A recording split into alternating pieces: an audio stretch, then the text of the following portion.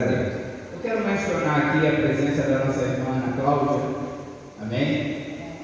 Psicóloga, amém? Também a presença da nossa secretária da Ivânia, de Niterói, Ivanilda, né, parece até.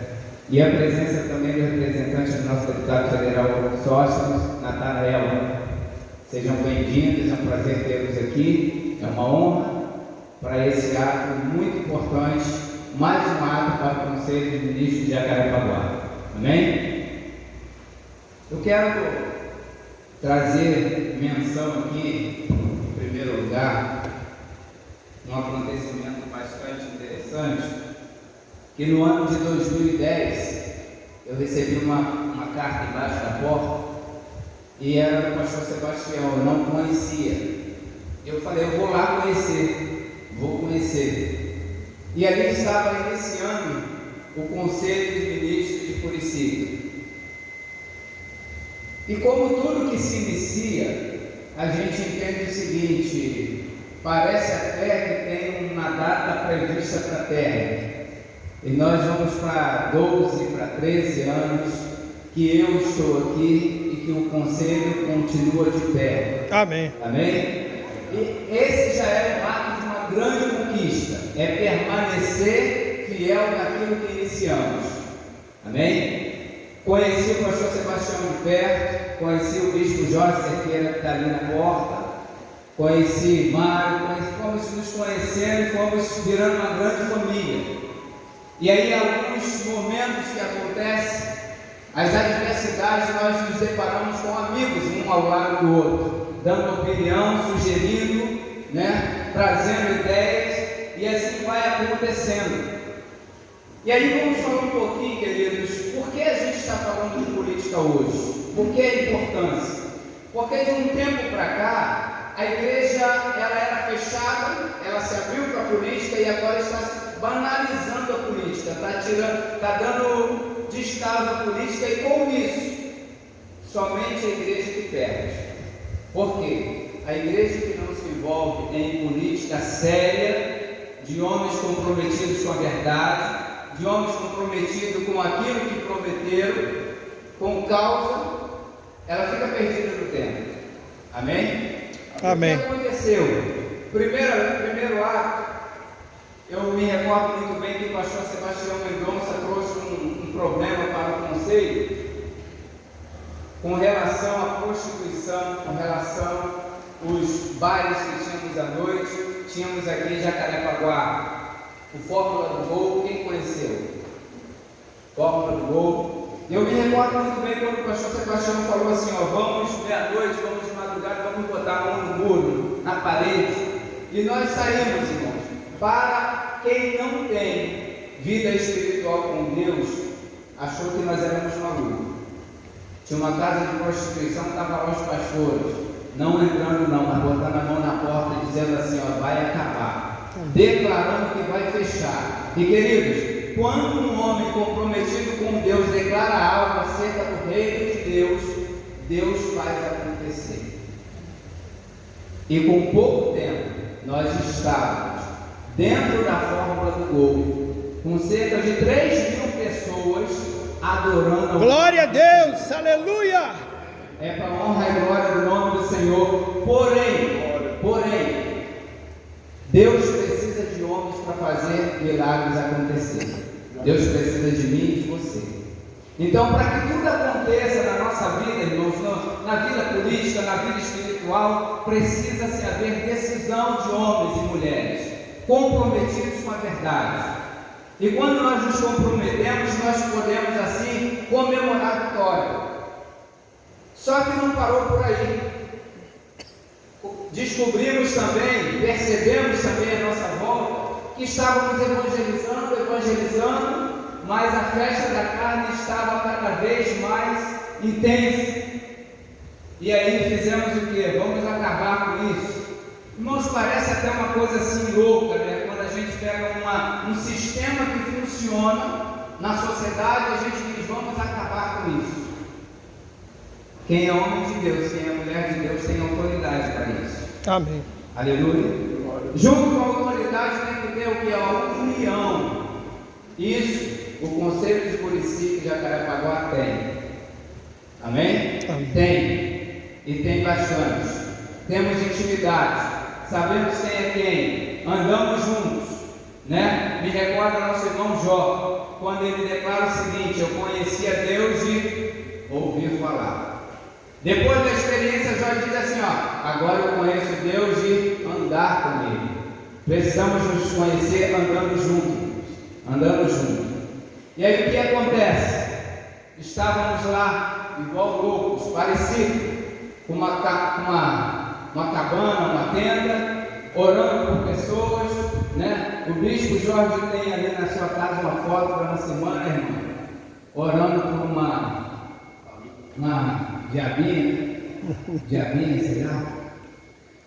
E Deus ali glorificando o nome dele, vidas sendo salvas, pessoas se rendendo, a maioria afastada. No carnaval de Curicica, alguém tem notícia de quando vai ser? Alguém tem notícia? No Picode?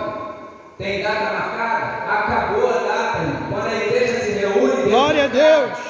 a data do carnaval de Curicica acabou, não existe mais. Porque homens e mulheres se uniram com um propósito. Amém? Terceiro ato. Agora segura aí.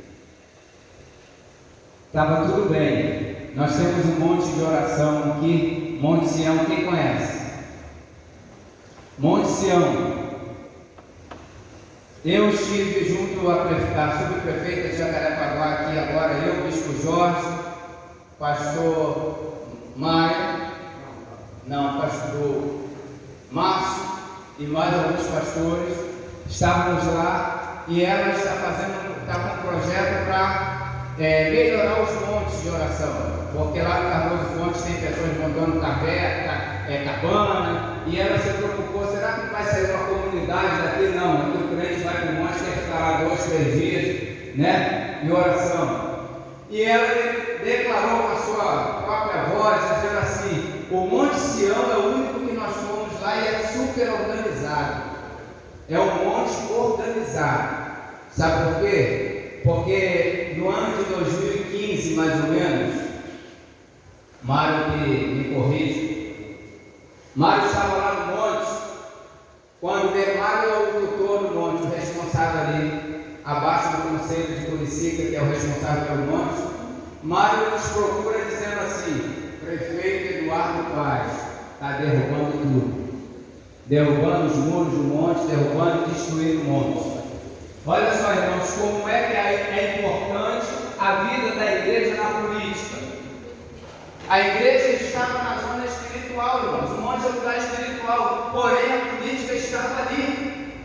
Por quê? Agora o prefeito da cidade do Rio de Janeiro chega lá com um trator e joga tudo no chão. E aí, vamos para o joelho sim, mas vamos para a ação, vamos para o combate. E aí o Mário nos chama e vamos embora para lá, e conseguimos com que ele mande material para refazer as estruturas, conseguimos que ele dê uma concessão para a gente, tivemos renovando agora, né, Bispo Jorge? Renovamos a concessão, fotografamos tudo, está conosco. Por quê? Porque estamos unidos com um propósito. Essa é a importância dessa manhã, unidos com um propósito. Por isso que eu estou falando aqui, eu gosto muito de política, mas na igreja a gente se sente pastor. Mas aqui eu preciso falar com vocês como político.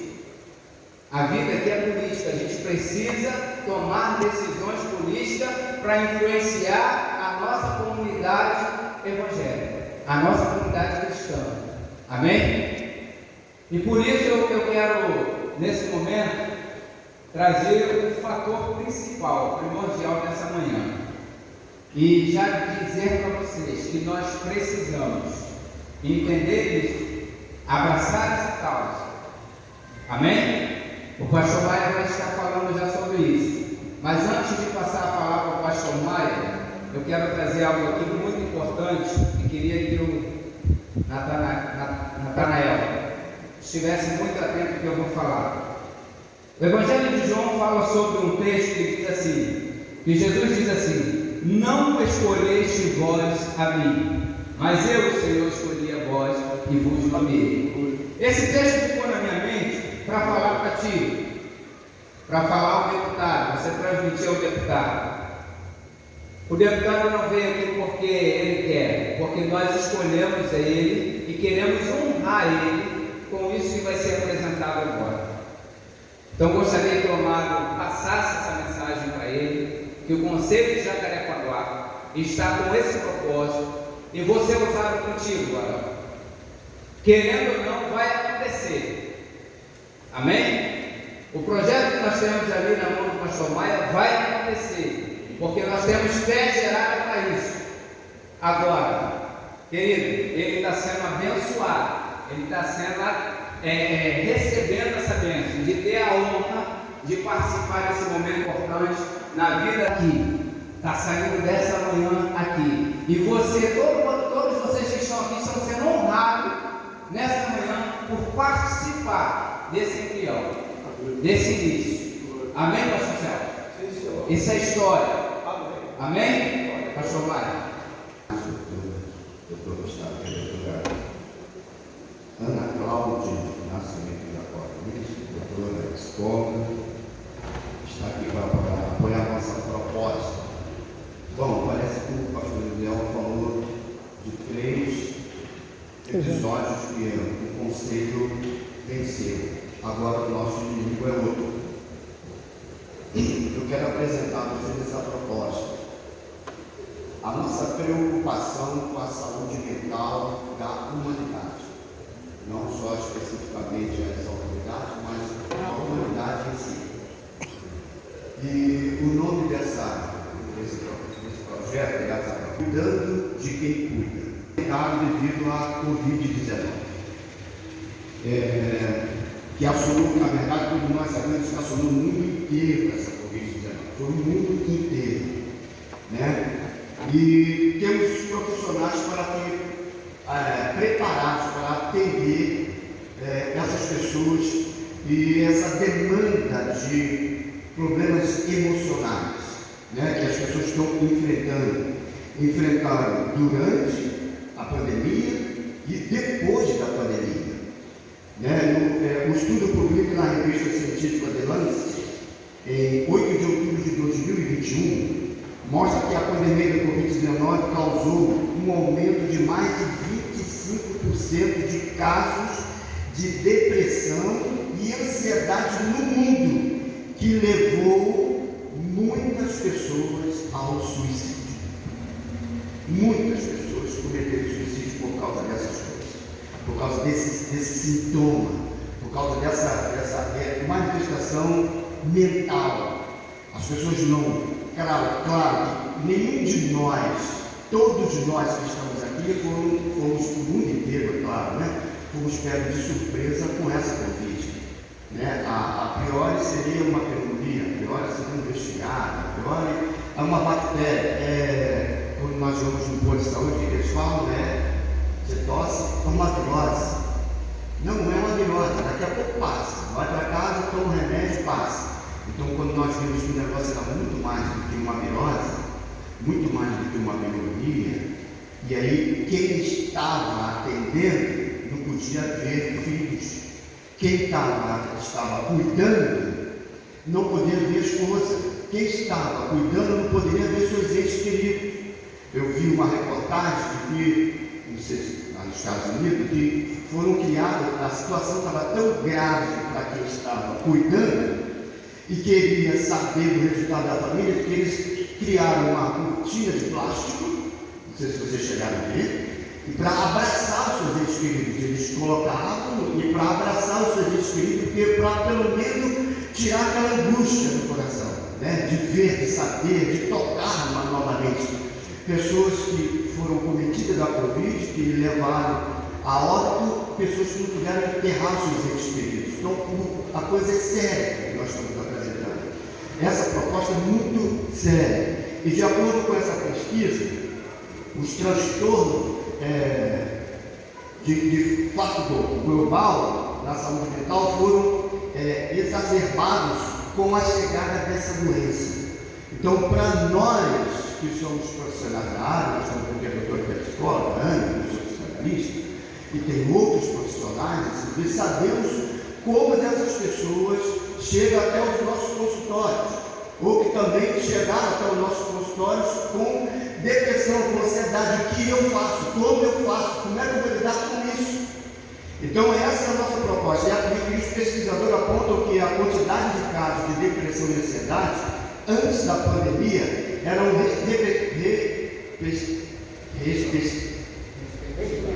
isso, muito obrigado, de 193 milhões e 298 milhões. Vocês têm noção, mano, de que isso está acontecendo? Agora a estimativa é de 246 milhões e 374 milhões. Os números representam um aumento de 27,6%. Isso é sério. E o que nós queremos fazer é ajudar pessoas, ajudar vidas, ajudar daqueles que cuidam de alguém. Nós, pastores, em 2020, 2021, mas 2019, nós vimos reportagens de um maior número de suicídios de pastores que nós não tínhamos ouvido no mundo inteiro há anos.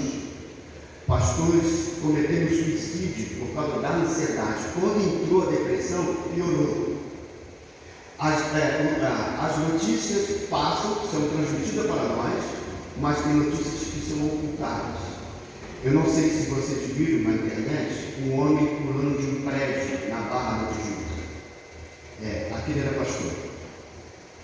E um pastor que era amigo dele foi até a casa tentando ajudar ele a não cometer, e ele saiu para uma viagem com a família, e ele provou que ele não deu tempo para chegar para ajudar esse pastor, que esse vídeo aparece se jogando no prédio. Esse pastor que tentou ajudar agora está em depressão. Então, não isso estou falando de pastores, nós aqui, mas e outros? E os médicos? E os enfermeiros? E aqueles que trabalham na assistência social? Como que eles estão? A notícia foi para pastores. E eles? Como nós temos notícia dessas pessoas? E se importando com elas, nós estamos apresentando esse projeto. Qual é a justificativa desse projeto? Observou-se que um grande número de indivíduos que estavam atuando diretamente na pandemia também sofreram esse impacto, que são aqueles que cuidam. Aquele que quando nós estamos com a virose, nós levamos nossos filhos, a nós mesmos, e aí eles cuidam de nós. Eles também sofreram esse impacto. E a consequência é adoecimento mental. Essa população necessita urgente de cuidados referentes à saúde mental para que possam continuar atuando nas suas atividades profissionais, como auxiliando a manutenção de saúde da população, com o qual trabalham como um caso de professores, médicos, enfermeiros, assistentes sociais e representantes religiosos. Então, essas pessoas precisam de nós. Essas pessoas precisam desse hospital, desse ponto de referência, onde elas possam olhar, ter informações e chegar até esse lugar e serem tratadas. Né? No mundo nosso, evangélico, nós tivemos alguns anos atrás, esse impedimento, esse negócio de que isso não é de Deus, isso é demônio. Aí a situação toda agora é o quê? Agora é uma verdade, agora é uma realidade. Somos seres humanos, precisamos de tratamentos, precisamos de profissionais que entendam essa área de saúde mental, para tratar, para que possamos estar equilibrados emocionalmente, saber lidar com situações, assim como os profissionais de saúde saber lidar com a situação.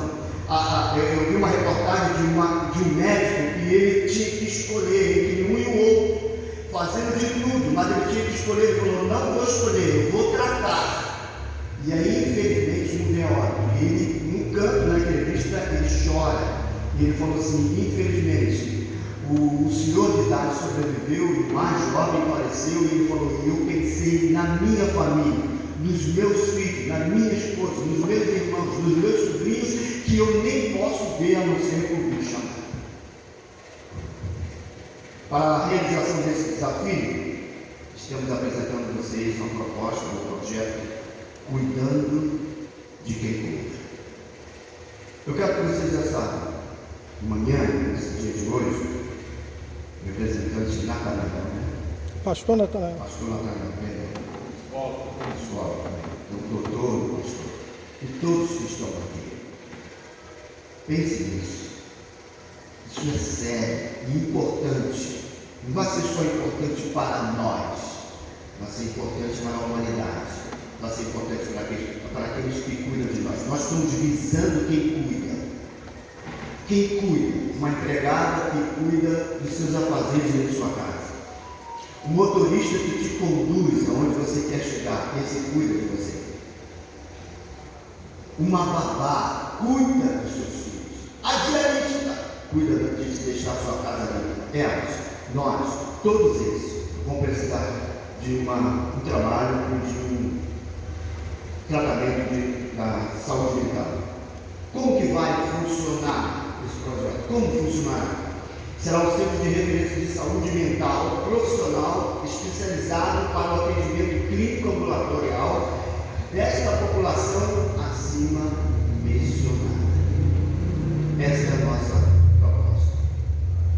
E eu acredito em Deus. Acredito em Deus. Que as portas já estão abertas. Que as pessoas já estão chegando nesse local. Que as pessoas já estão sendo tratadas, que as pessoas já estão voltando pelo convívio, família, amigos, trabalho, profissional. Eu acredito nisso. E que Deus nos abençoe. Esse para estarmos aqui apresentando essa proposta, de tudo que nós escrevemos, elaboramos, estamos apresentando, isso está desde antes da fundação do mundo. Deus já sabia desse dia. E Ele também sabe que isso vai surgir. Ele também sabe no dia da inauguração. Ele também sabe que os profissionais vão estar lá. Ele também sabe que as pessoas necessitadas estarão lá. Ele também sabe que as pessoas que passarão por lá vão trazer outros, vão estar recuperadas. E aí o nome dele vai ser glorificado. Que Deus nos abençoe o convite. E o nome do nosso pastor, deferência dos irmãos em relação ao seu trabalho. Aqui os irmãos que conhecem sabem que o nosso deputado tem feito um excelente trabalho ali no Congresso, defendendo sempre a família, os valores da família, defendendo a vida, e tem corrido aí no estado todo do Rio de Janeiro. Eu posso falar dele porque eu conheço ele desde criança. Nascemos praticamente juntos, só nos separamos quando ele foi ser missionário ali na Argentina.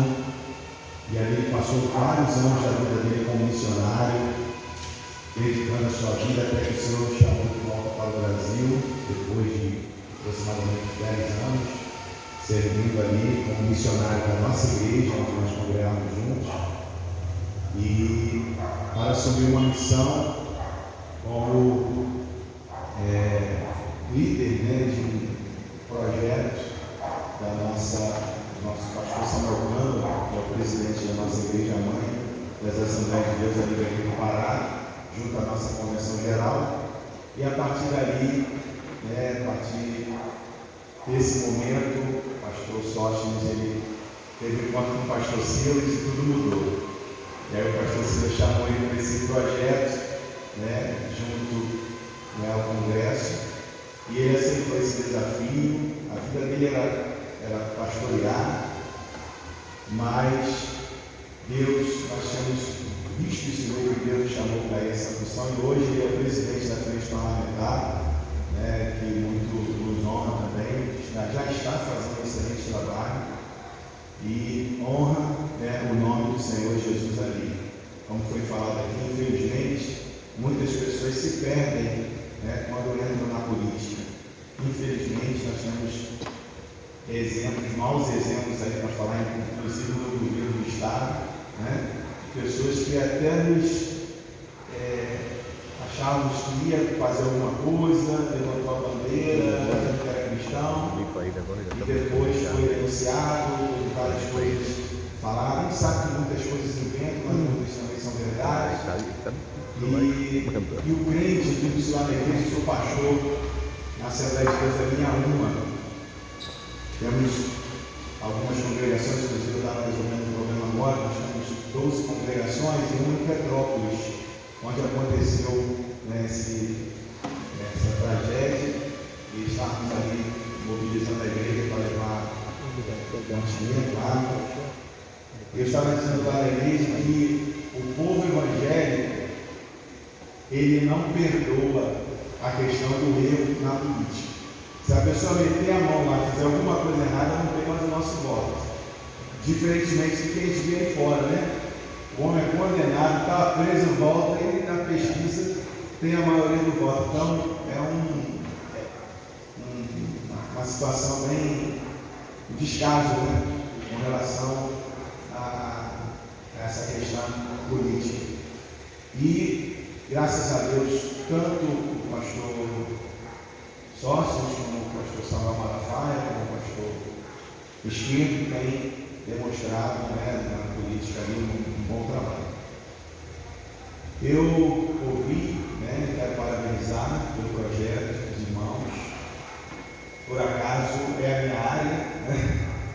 Os irmãos falando ali, eu já sou formado há mais de 12 anos e eu participei do projeto na faculdade, cuidando de cuidador. Tá? Comentando ali com o pastor Davi, né, que também é um dos assessores do pastor Ricardo. E eu falei, olha, isso é muito interessante. A nossa igreja, nós conquistamos um prédio na rua principal da nossa igreja, e ali é um centro social de apoio à família, nós temos psicólogos que fazem atendimento, nutricionistas, fisioterapeutas, e a nossa igreja adquiriu com esse objetivo, com esse propósito. Eu acho que tem tudo para dar certo, com certeza. Eu estava escrevendo ali, mas eu estava anotando, porque a gente mexe no celular, parece até que a gente não está dando às vezes atenção, né?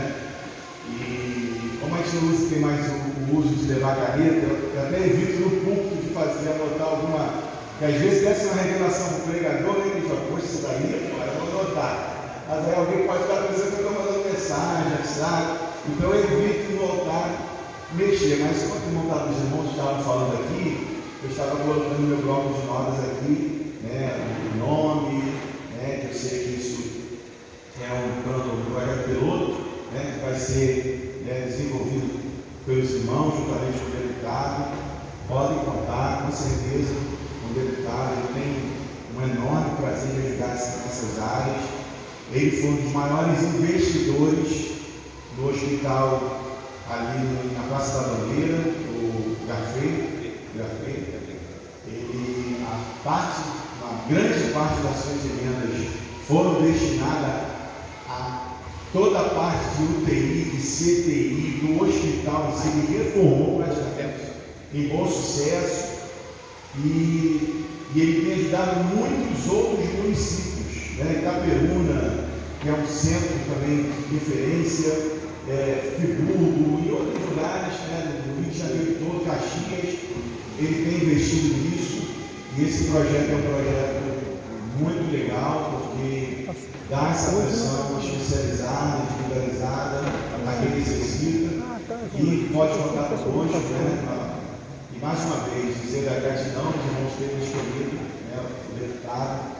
É muito importante, irmãos, eu vou encerrar aqui, porque eu quero tomar o tempo dos irmãos, entendermos que a guerra que existe aí não é contra o presidente Bolsonaro, é contra a igreja. Por quê? Porque o que eles querem é fazer com que as ideologias dele passem, né, lá no Congresso, na Câmara, aqui na Câmara dos Vereadores, e por conta do povo de Deus entender e acordar para isso, essas coisas hoje não passam mais. E o presidente é dois, e abençoa esses valores. Tem os seus erros, né, tem as suas falhas, quem sabe como nós todos temos, mas ele abraçou isso. E isso fez com que o inferno todo se levantasse de uma forma muito feroz, né? Os canhões do inferno estão apontados para Brasília, e a igreja precisa realmente se posicionar, além da oração que temos feito, né, do jejum, precisa se posicionar para convencer, né? Porque o cristão ele até se desanima de ele não votar, mas o ímpio enganjado, principalmente da esquerda, eles são ferozes nessa questão do convencimento, e todas as repartições elas estão tomadas, né, por pessoas assim, principalmente as faculdades.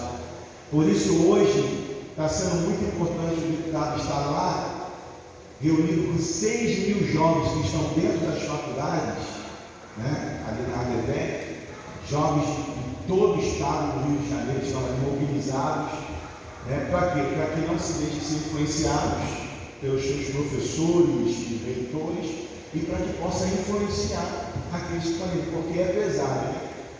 Eu fiz psicologia, eu sei o que eu passei com os professores. Então,